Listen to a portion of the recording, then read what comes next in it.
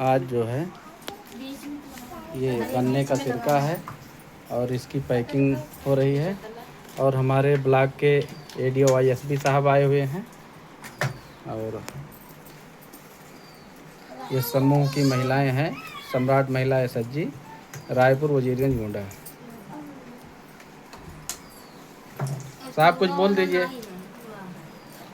ये अर्गा ब्रांड में जो है गन्ने का सिरका, इसकी रैपरिंग हो रही है। हाँ और ये समूह की महिलाओं के द्वारा किया जा रहा है जी।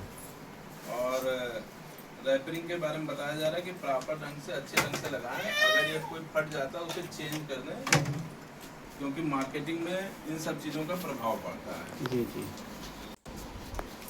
तो आज जो है रैपर कैसे लगाते हैं, पैकिंग कैसे होती है, इस पर साहब ने बताया और वही काम जो है बड़े ढंग से यहाँ सब हो रहा है।